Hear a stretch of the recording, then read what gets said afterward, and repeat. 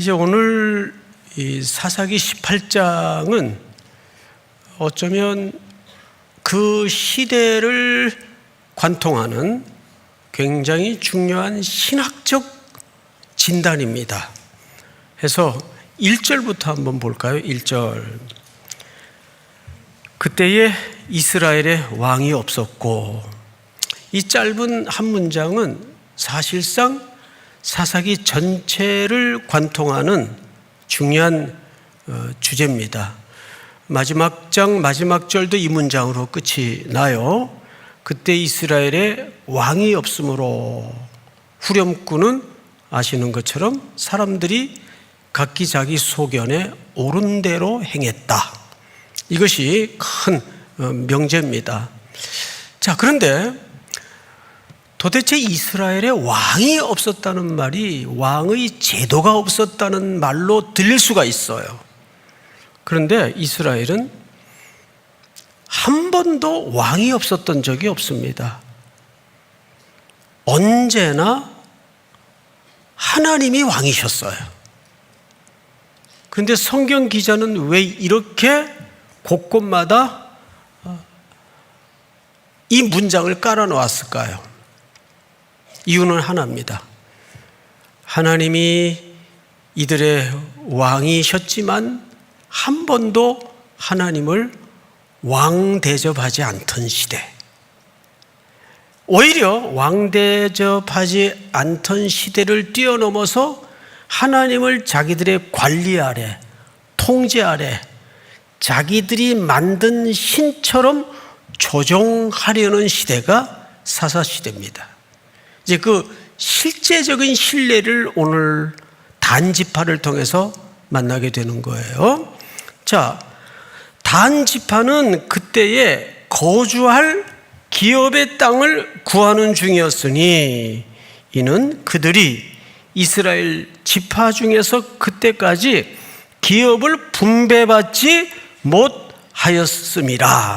자, 여러분, 성경은 단지파는 거주할 땅을 구하러 다녔다 그랬어요. 이유는 땅을 분배받지 못했다라고 얘기합니다. 이게 사실일까? 해서 우리는 어떤 사건에 대해서 한 사람 말만 들어서는 그 팩트가 왜곡됩니다. 그래서 종합적인 이야기를 듣고 나서 판단을 해야 돼요. 이 기록만 봐서는 이 기록이 조금 불온한 느낌이 듭니다. 해서 정말 그랬을까? 정말 단지파는 땅을 분배받지 못했을까? 여러분, 여호수아서 19장을 좀 띄워주실까요? 7번째 단 자손의 지파를 위해 땅 분배가 이루어집니다. 7번째로 단 자손의 지파를 위하여 그들의 가족대로 제비를 뽑았으니 그들의 기업의 지역은 소라와 에스다올과 이르세메스와 사할 랍빈과 아얄론과 이들라와.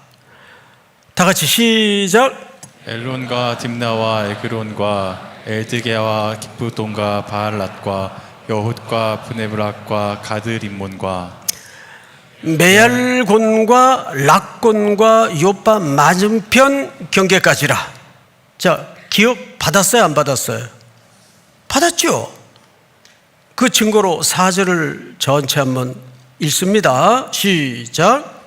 그런데 단 자손의 경계는 더 47절 시작. 그런데 단 자손의 경계는 더욱 확장되었으니 이는 단 자손이 올라가서 레셈과 싸워 그것을 점령하여 칼날로 치고 그것을 차지하여 거기 거주하였음이라. 그들의 조상 단의 이름을 따라서 레셈을 단이라 하였더라. 48절을 보시면 단 자손의 지파가 그에 딸린 가족대로 받은 기업은 이 성읍들과 그들의 마을들이었더라.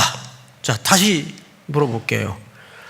단지파는 여호수아 때에 들어가서 모든 지파들 땅 분배를 받을 때 단지파는 제외됐었습니까?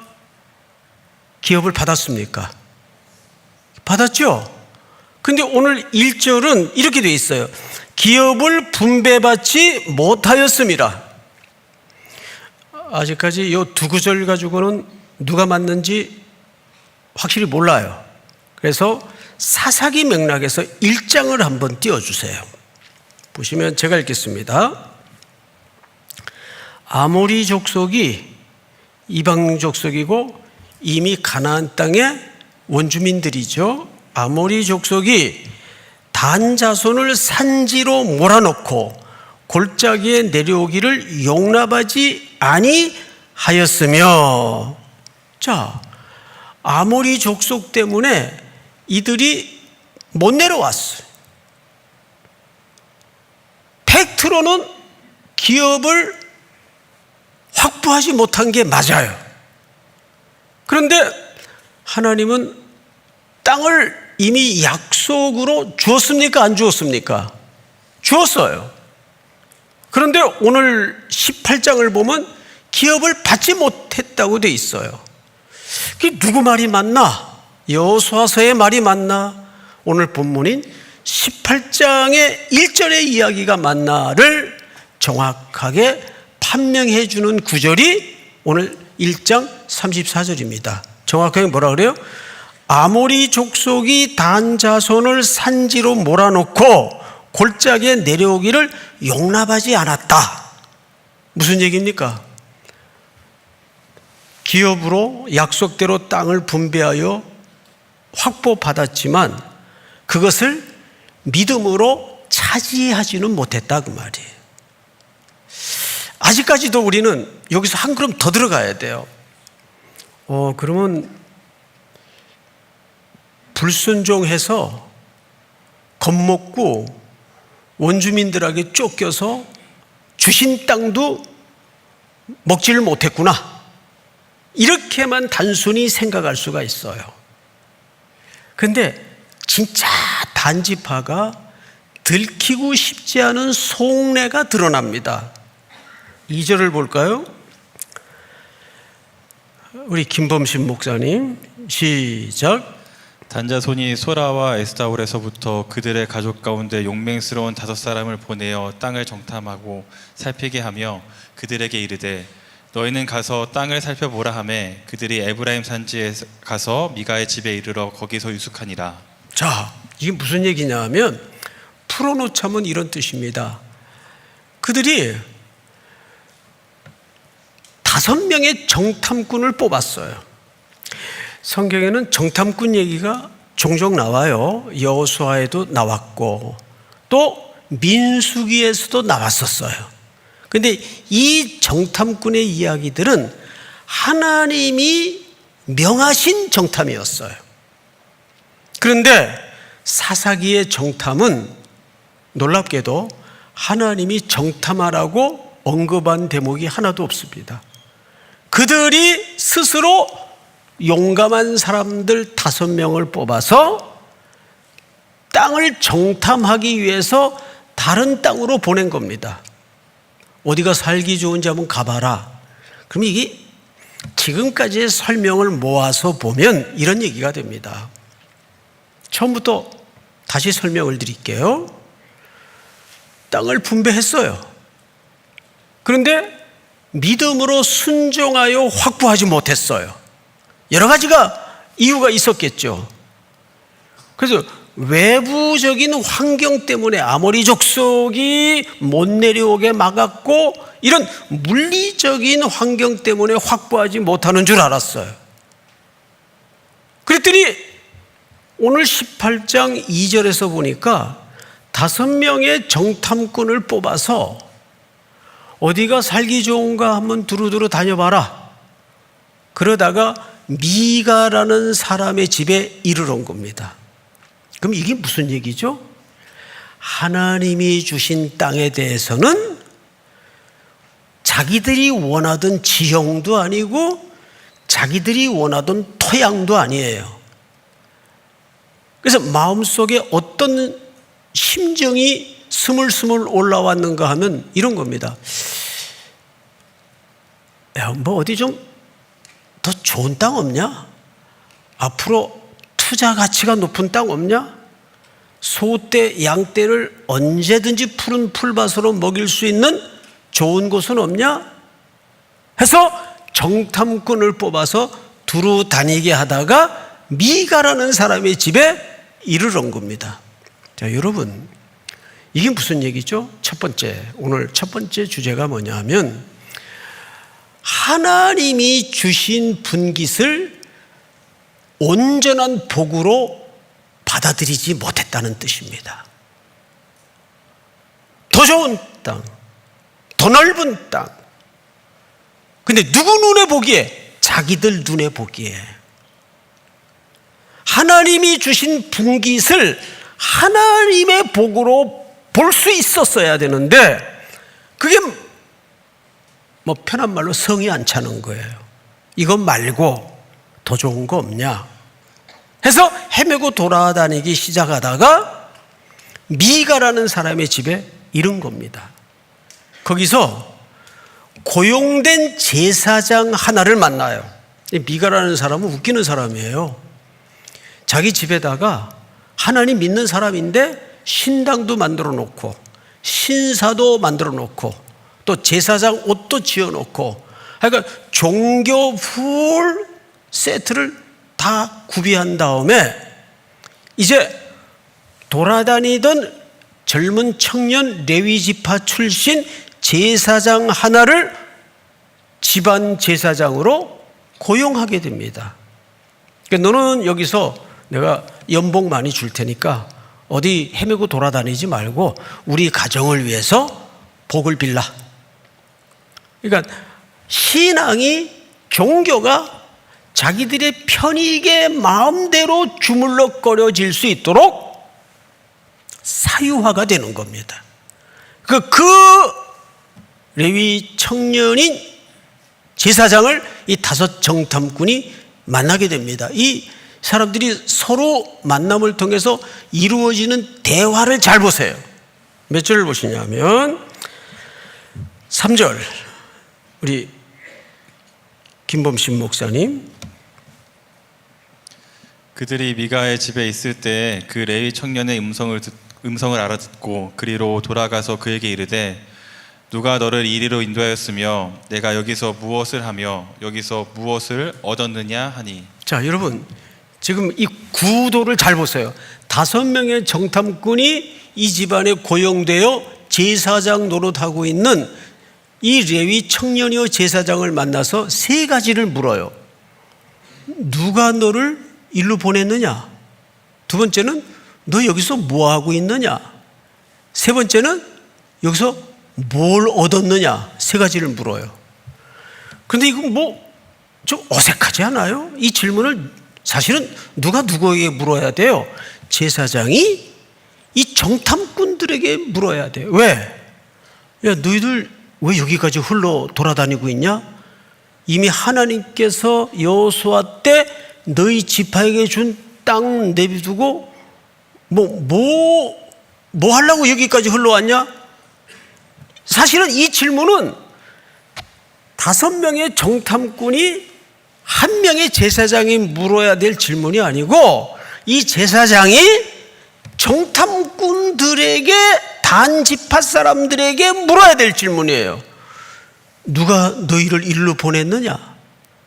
두 번째는 너희들 여기서 뭐 하고 있냐? 여기서 뭘 얻으려고 헤매고 돌아다니냐? 그런데 지금 거꾸로 묻고 있어요. 저는 이것을 서로 거울을 보는 것 같은 느낌을 받습니다. 피차 아이러니예요.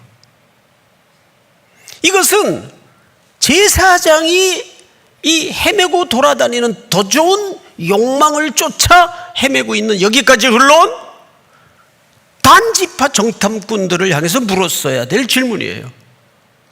그런데 슬프게도 정탐꾼이 이 제사장에게 지금 묻고 있어요. 서로를 향한 고발입니다. 3가지 질문이에요. 근데 여러분, 이 3가지 질문은 오늘 우리에게도 해당되는 질문입니다. 우리의 일터 또는 욕망이 들끓는 우리 삶의 현장을 한번 놓고 이 질문을 대입해 보십시오. 누가 나를 이곳으로 보냈는가? 두 번째는 나는 여기서 뭘 하고 있는가? 세 번째는 나는 여기서 뭘 얻으려고 하는가? 오늘 이 시대에 우리가 뾰족하게 물어야 될 아픈 질문이에요.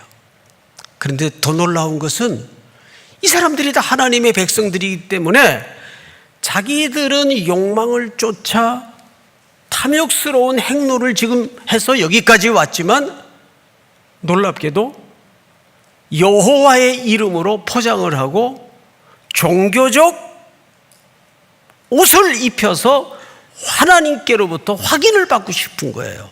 4절을 한번 볼까요? 4절 우리 한번 같이 읽겠습니다. 시작.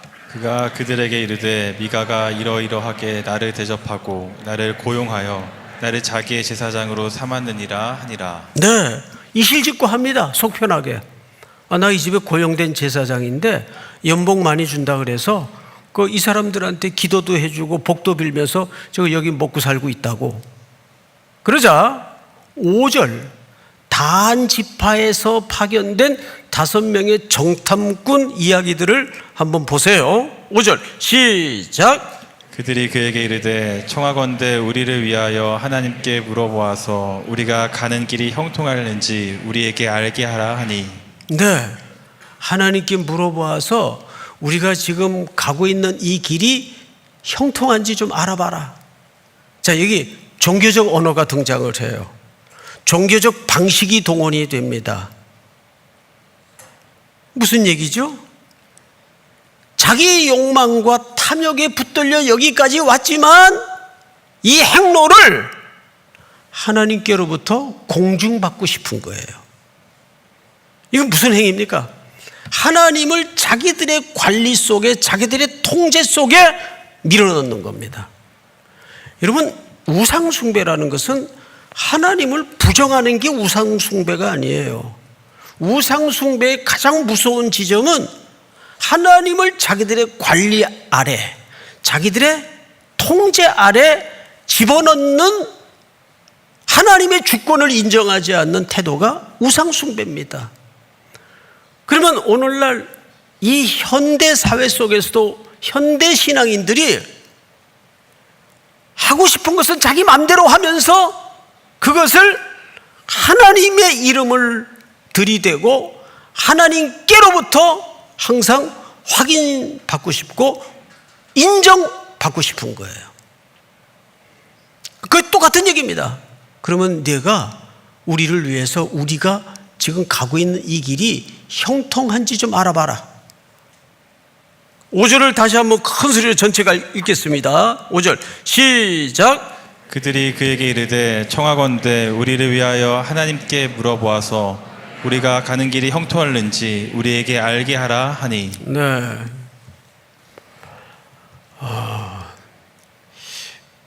요즘 AI 종교가 다 나올 정도로 바로 AI한테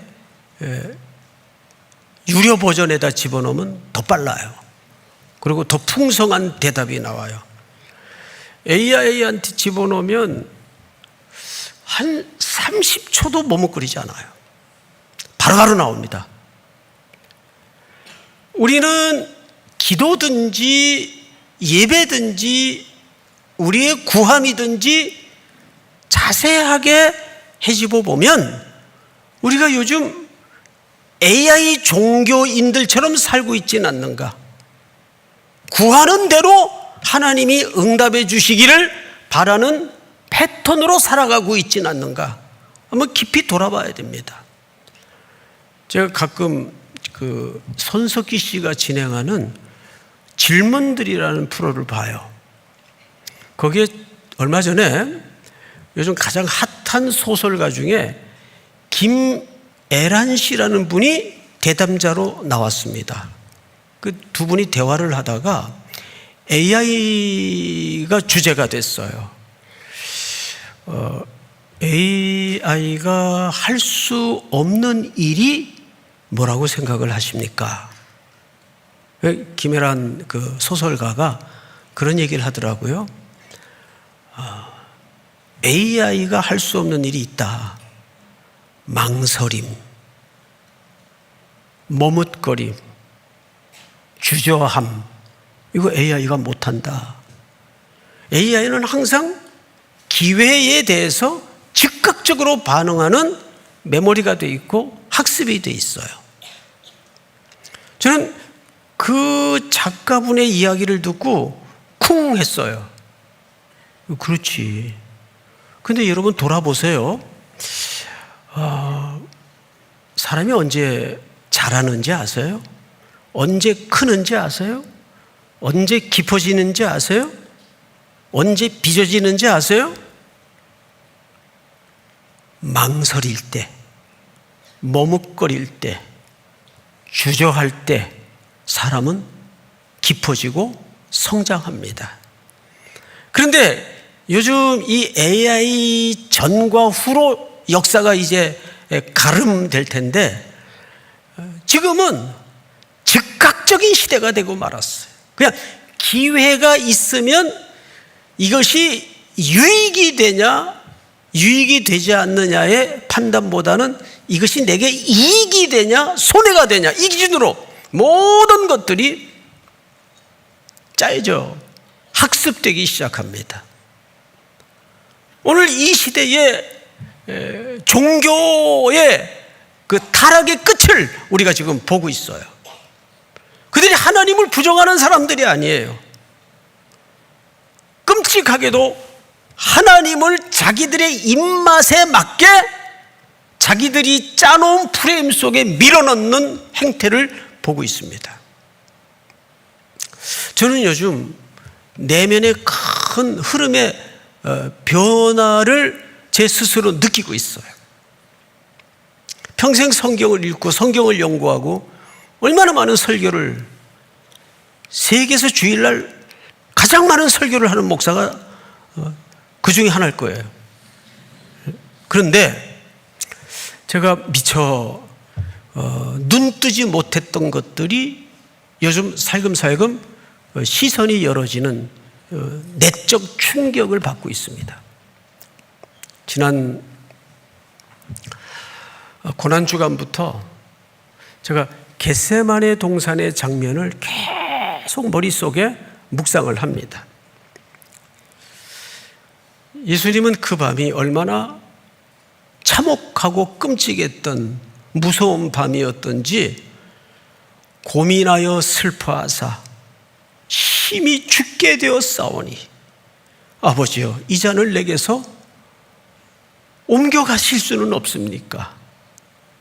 그 아버지께서 준비해 놓으신 인류 구원을 위한 마셔야 될 독배가 얼마나 무서웠던지 피하고 싶었던 일이었는지 참혹한 밤을 깊은 어둠과 고독 속에서 땀방울이 핏방울이 되어 떨어지도록까지 혹독하게 기도하고 있을 때 3번씩 와서 확인을 했는데도 제자라는 사람들은 쿨쿨 잠에 떨어져 있었어요.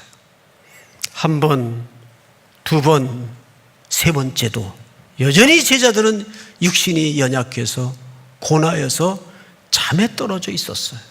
너희가 한시도 깨어 있을 수 없더냐? 얼마나 안타까웠으면. 근데 예수님이 3번째 확인하고 나서 하신 말씀이 뭔지 아세요? 그 고난주간의 주제였습니다. 일어나라, 함께 가자. 저는 여기서 좀 덜커덩했어요. 이해가 잘 안 됐단 말이에요.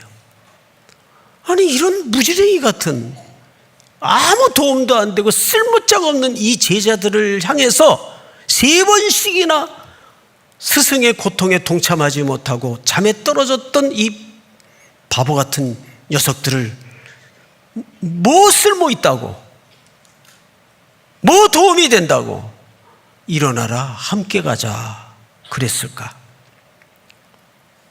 그 대목에서 좀 덜컹거렸어요. 왜 그랬지?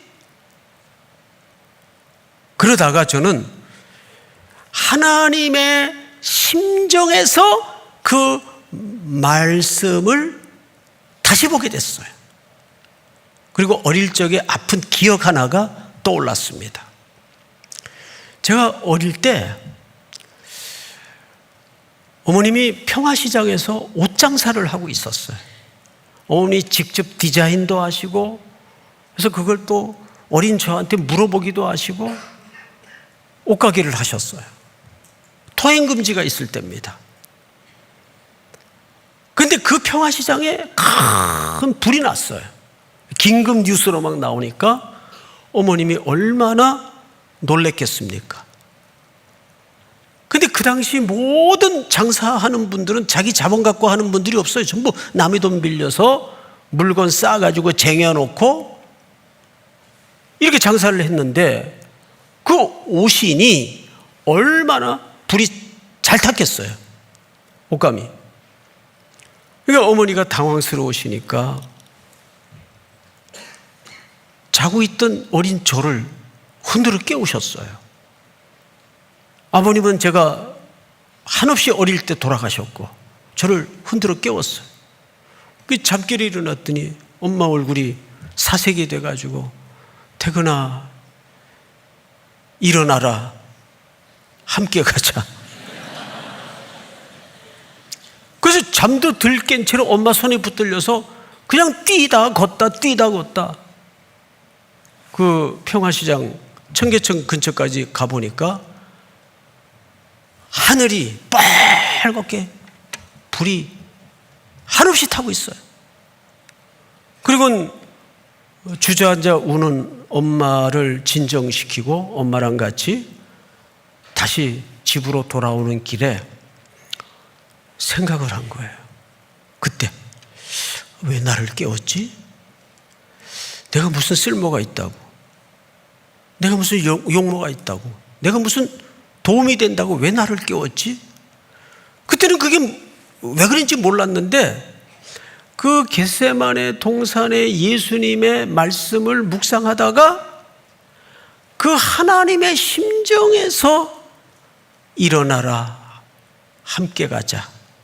예수님은 제자들이 무슨 쓸모가 있어서 도움이 될까봐 그렇게 말씀하신 것이 아니고 그 무섭고 외로운 밤을 연약하지만 실패투성이지만 문제가 많은 제자들이지만 함께 하고 싶었던 거예요.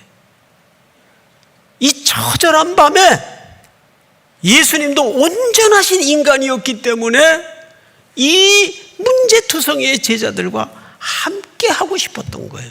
그만큼 우리를 좋아하시고 우리를 사랑하시는 분이에요.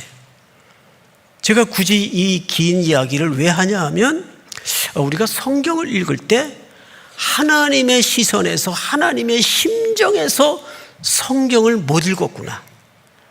그래서 뭘 적용할까? 어떤 말씀이 내게 유익이 될까?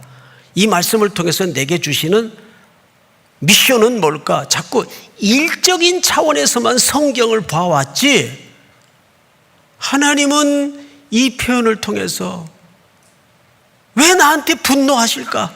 하나님의 표정을 못 읽었어요. 하나님의 심정으로 읽지를 못했어요. 이제 오늘 이 본문과 연결시켜서 생각을 해보면 이런 하나님의 백성들의 행태를 주님이 보시면서 이 말씀을 써놓으실 때에는 얼마나 하나님의 시선에서는 한심하고 답답하고 기가 막혔을까? 그게 보여지는 거예요. 오늘 이 말씀을 통해서 하나님은 여전히 그 슬픈 눈빛으로 우리를 보고 계시는 것 같아요.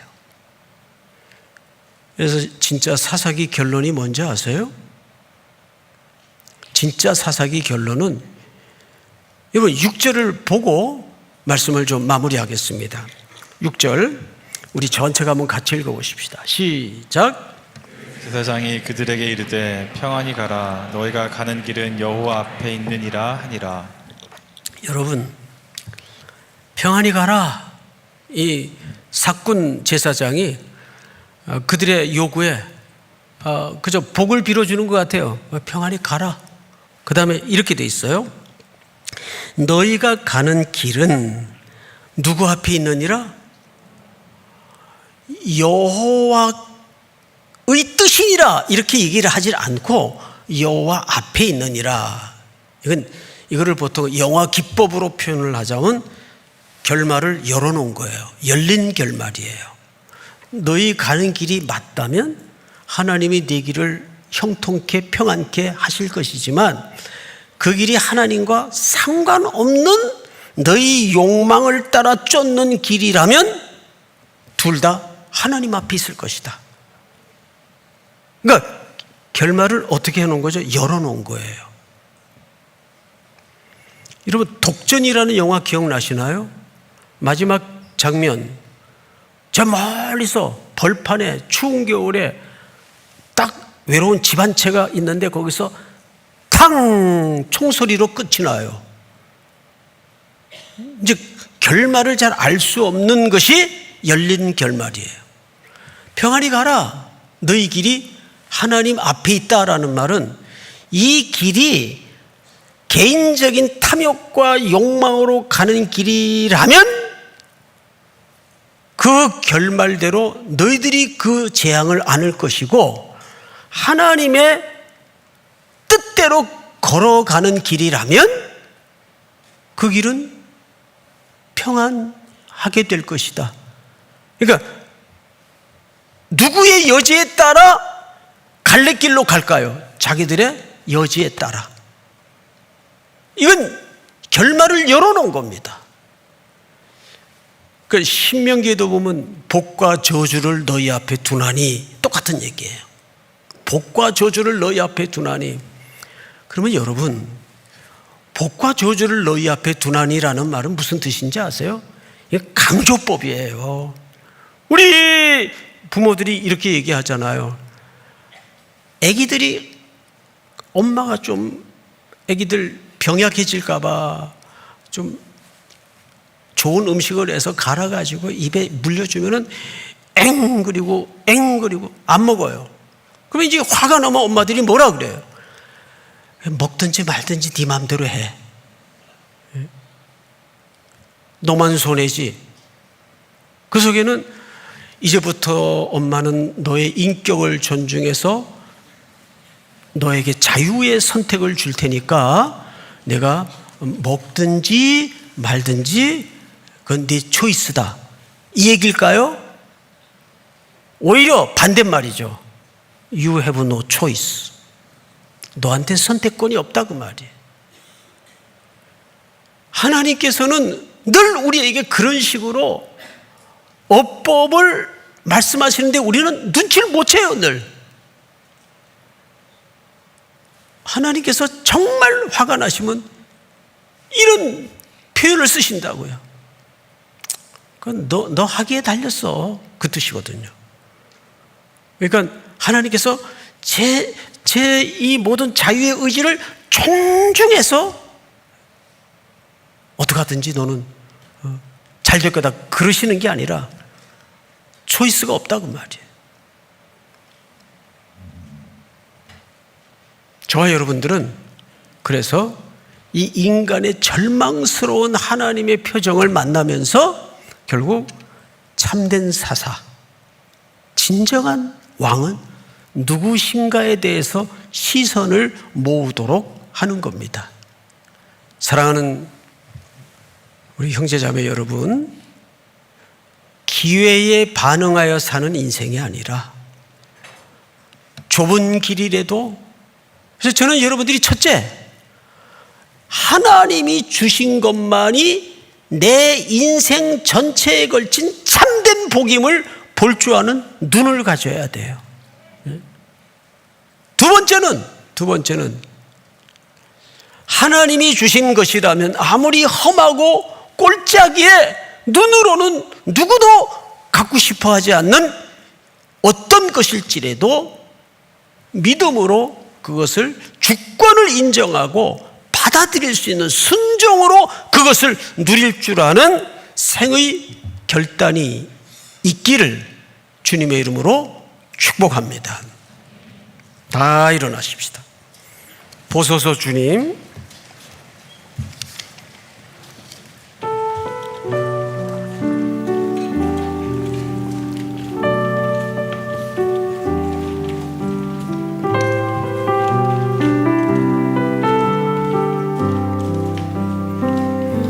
보소서 주님, 나의 마음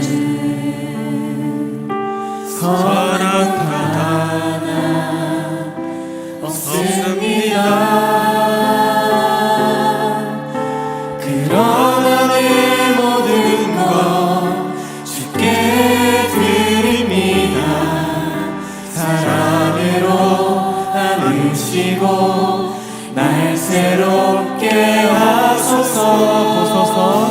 보소서 주님, 나의 마음을 선한 것 하나 없습니다. 그러나 내 모든 것 주께 드립니다. 사랑으로 안으시고 날 새롭게 하소서.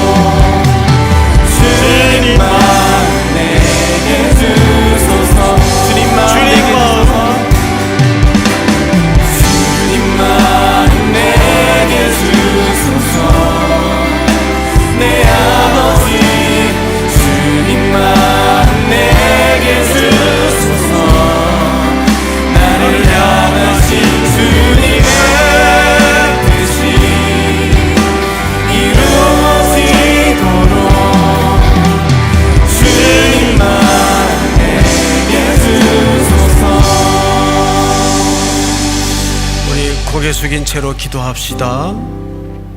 첫째, 하나님이 내게 주신 것을 복되게 보는 눈을 주시옵소서.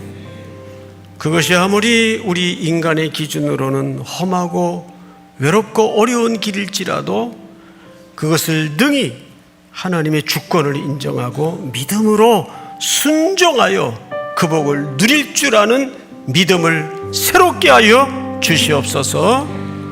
내가 걷고자 하는 욕망의 길에서 포장만 하나님의 이름으로 확인받고 싶어하는 그 질서를 내려놓게 하시고 오직 하나님의 주권을 내 인생 속에 다시 한번 원래의 자리에 고백할 수 있는 내 생애 전체에 걸친 하나님의 통치와 주권을 확인케 하여 주시옵소서.